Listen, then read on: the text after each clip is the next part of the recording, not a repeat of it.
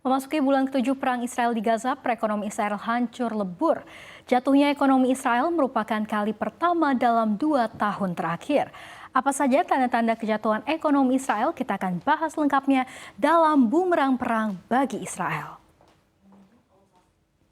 Perekonomian Israel terus mengalami penyusutan drastis. Israel mengalami defisit anggaran sebesar 11,7 miliar shekel atau 50,39 triliun rupiah pada April lalu.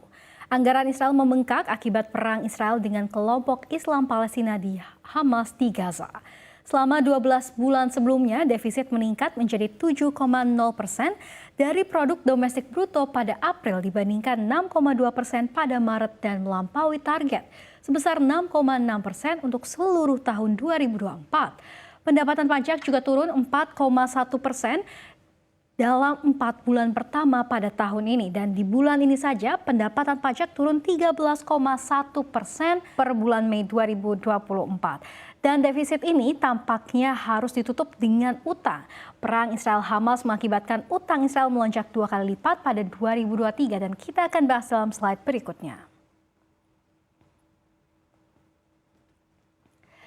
Ya, melansir laporan Kementerian Keuangan Israel yang dikutip dari Reuters, Israel harus menambah utang 160 miliar shekel atau setara dengan 696,6 triliun rupiah pada 2023. Utang Israel separuhnya adalah sebesar 81 miliar shekel dan terkumpul sejak pecahnya perang pada Oktober.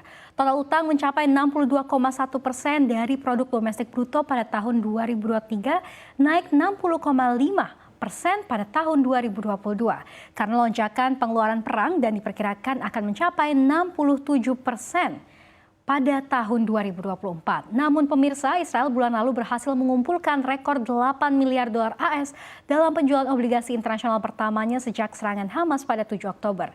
Dengan permintaan yang sangat tinggi bahkan setelah Moody's menurunkan peringkat kredit kedaulatan Israel untuk pertama kalinya pada Februari. Pemerintah Israel pada tahun 2023 mengumpulkan sekitar 116 miliar shekel atau 72% dari total di dalam negeri dengan 25% dipinjam dari luar negeri dan sisanya dalam utang lokal yang tidak dapat diperdagangkan. Pada akhirnya Israel kena getahnya akibat perang. Ekonomi Israel pun jatuh akibat serangan tak berkesudahan. Lalu, sejauh apa jatuhnya perekonomian Israel saat ini? Kita akan bahas dalam slide berikutnya. Ya, ekonomi Israel mengalami kontraksi PDB sebesar 21% pada kuartal keempat 2023. Kontraksi ini adalah yang pertama sejak kuartal 1 2022 atau 6 kuartal berturut-turut. Jatuhnya PDB Israel menandakan tantangan ekonomi yang dihadapi oleh negara tersebut di tengah terjadinya konflik di Timur Tengah. Kejatuhan ekonomi Israel yang berlangsung pada kuartal keempat 2023 bersamaan dengan mulai pecahnya perang pada 7 Oktober 2023. Sejak saat itu ketegangan geopolitik Israel menyebabkan terganggunya ekonomi negara tersebut. Nilai produk domestik bruto Israel pada harga konstan menunjukkan penurunan menjadi Israeli New Shekel 389 miliar atau setara dengan 1.672,9 triliun rupiah. Dari ILS atau Israeli New Shekel 412,16 miliar juta atau setara dengan 1.772,3 triliun rupiah pada kuartal sebelumnya. Nah, cukup tinggi ya pemirsa, penurunan ini nilainya kurang lebih PDB turun hingga 100 triliun rupiah. Nah, selain dari anjloknya ekonomi Israel, kita akan lihat bahwa anjloknya ini juga didorong oleh penurunan konsumsi swasta sebesar 26,9% karena kepercayaan anjlok setelah Hamas melancarkan serangan negara tersebut pada 7 Oktober 2023 silam. Begitu pula dengan rumah tangga yang mengurangi pengeluaran. Nah, adapun investasi oleh dunia usaha juga anjlok 67,8%. Didorong oleh hampir terhentinya pembangunan perumahan akibat panggilan militer dan pengurangan pekerja Palestina. Ya pemirsa, selain dari defisit anggaran, utang yang melonjak 2 kali lipat hingga kontraksi ekonomi, mata uang Israel shekel pun turut mengalami pelemahan akibat perang dan ketegangan geopolitik yang terjadi. Pada awal serangan Oktober 2023, shekel tembus ILS 4 per 1 dolar Amerika Serikat.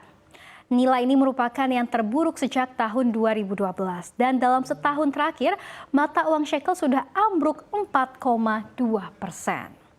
Mengutip Refinitiv, shekel menyentuh ILS 4,07 dolar AS pada Oktober 2023.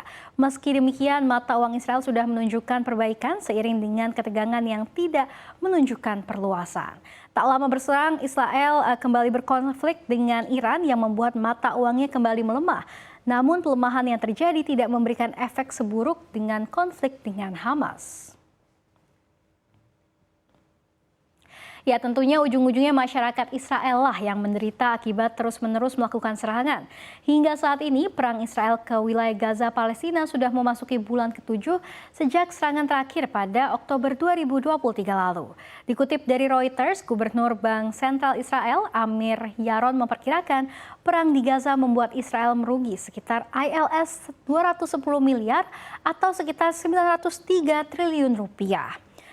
Ini juga termasuk adalah kerugian kehilangan pendapatan masyarakat Israel serta biaya perang. Sementara Badan Pusat Statistik Israel melaporkan tingkat pengangguran di Israel melonjak mencapai 9,6% per Oktober 2023 silam usai pecahnya perang tersebut. Dan diketahui juga 428.400 orang menganggur dibandingkan dengan 163.600 orang pada bulan sebelumnya sebelum perang pecah, yakni pada September 2023. Dan oleh karenanya, Badan Pusat Statistik Israel juga menyatakan bahwa perang secara tajam membatasi pengeluaran, perjalanan atau wisata dan investasi pada akhir tahun lalu yang silam. Ya, pemirsa, hingga hari ini Israel terus menyerang Rafah di jalur Gaza Palestina yang menjadi tempat mengungsi jutaan orang di Gaza. Serangan itu dilakukan meski dunia mendesak agar Israel dan Hamas melakukan gencatan senjata. Kita harapkan agar perang segera usai dan agar tragedi kemanusiaan di Gaza segera berhenti dan tidak ada lagi korban jiwa.